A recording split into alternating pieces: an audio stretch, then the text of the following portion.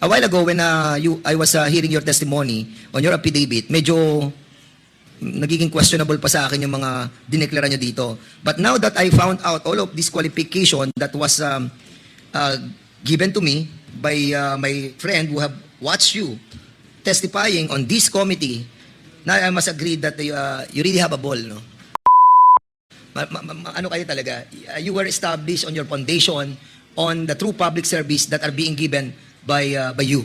And with that, Mr. Chairman, I will not be furthering my my query anymore because I believe that this person who will be testifying to us have this high credibility. Our first interpellator would be Congressman Dan Fernandez. Congressman. Mr. Chairman, this is brief lang po, no? As I read the affidavit, medyo mabibigat po itong mga accusations that was mentioned by Miss Gloria Jumamil Mercado. But while we are in break, I tried trying to call my mga contacts about this person, si Gloria Jumamil Mercado. If I may be allowed to just establish some qualifications that you have. Just answer us truthfully, Miss Gloria Jumamil Mercado. Ano po ba ang pinagmulan po ninyo? You are in the public service for 40 years. But ano po yung mga foundation that you can relay to this committee as your established personality? Thank you, Chair, for that question. Yes, Yusek Mercado, you are recognized. I was, as I mentioned, I'm already 40 years in government.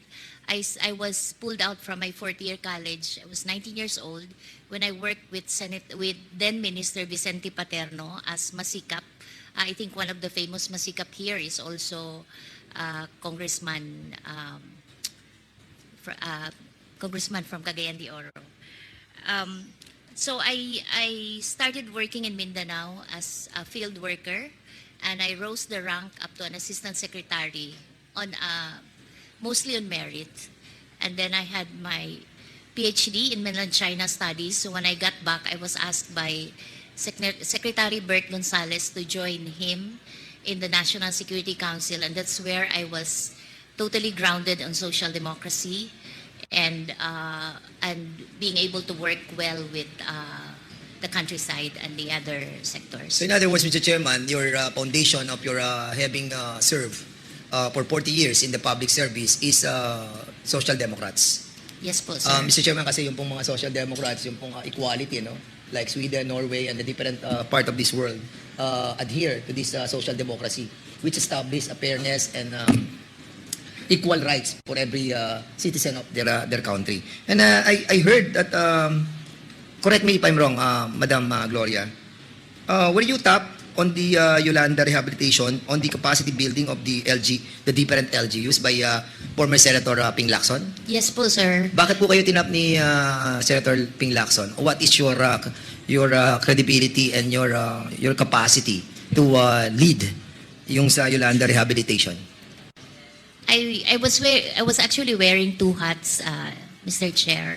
The first one is I was the commander of the Naval Forces Reserve, Eastern Visayas. I'm a Commodore po of the Philippine Navy Reserve. At so, reservist po kayo ng, Yes ng po, Navy? sir. Yes, sir. And second is that I was the Senior Vice President and Dean of the Development Academy of the Philippines. And we were asked by Senator Ping Lacson, of then Presidential Advisor for the Yolanda Rehabilitation, to develop a course for the 179 municipalities and towns that were affected by which we call the Yolanda Corridor. So we customized a program for them, and they didn't come up with a thesis. It's a master's degree. What came out, each of the planner will come out with a new town plan that is on a build better framework. So in other words, Madam Chair, Mr. Chair pala, and Madam Gloria, yung buong trabaho po ninyo para maintindihan po ng in a layman's term, no? Yung naging trabaho nyo as Senior Vice President po ba kayo ng Development Academy of the Philippines? Yes po. If I may, no, ito po bang trabaho nyo dito, kung ilalagay po natin para mas maintindihan natin, kayo po yung nagte-train para doon sa mga career executive Am I correct? Yes, Mr. Chair. So in other words, your capacity as one of the pillars of the Development Academy of the Philippines is to give ammunition to those affected doon sa Yolanda tragedy. Is that correct? Yes, Mr. Chair. Were you also a pioneer nung tinatawag natin sa Development Security Program for the Command and General Staff ng College ng Armed Forces of the Philippines? Yes, Mr. Were you a Chair. part of it?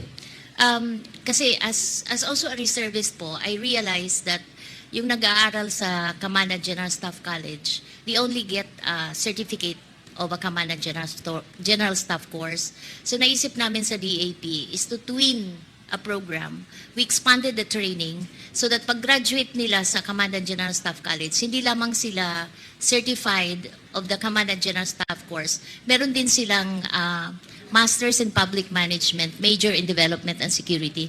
Ang tinuturo po namin, Mr. Chair, is for the armed forces to be able to work properly in the ground, especially with the NGOs and the local government units. Okay. Aside from that, somebody texted me as well. They saw you on the live stream of the House of Representatives, and they're telling me that you are a senior fellow of the Philippine Public Safety College, wherein I'm going to graduate on Friday. Yes, sir. Are you a dean of the PPSC? No, sir. We helped develop the program. So I chaired the advisory committee. So you created the program that we are that Yes, will yes, being sir. taught to us. Yes, Mr. Chair. Kasi 1 year na po akong nagmamasteral sa Public PPSC, safety. sa public safety, and I'm quite surprised that you are a former senior fellow of the PPSC. And with that, Mr. Chairman, I was quite surprised to find out that no, actually I'm not surprised anymore.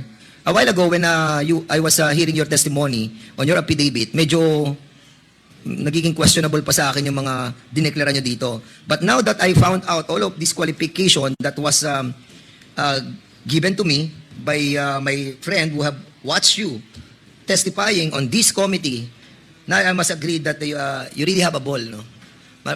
Ano kayo talaga? You were established on your foundation on the true public service that are being given by you.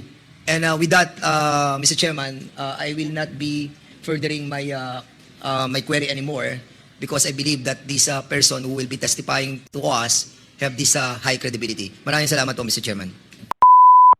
Umani naman ito ng iba't ibang reaksyon mula sa ating mga netizens. Ayon kay Jesus Visconde, yan ang taong dapat igalang, nakikita sa mga salita niya na pawang mga katotohanan lang. Mabuhay po kayo ma'am, saludo po kami sa inyo. Pahayag naman ni Palods Carmad, I'm not surprised by the revelations because we all know it really happens not just in the OVP. What surprised me is the honesty of this brave lady from Samar. At ito naman ang saloobin mula sa ating kababayan na si Liza Talamayan. Salamat Madam Mercado, your integrity and love for our country is truly remarkable. Salamat sa pagmamahal mo sa mamayang Pilipino. Mga kababayan, feel free to comment below para maglabas ng saloobin sa balitang ito.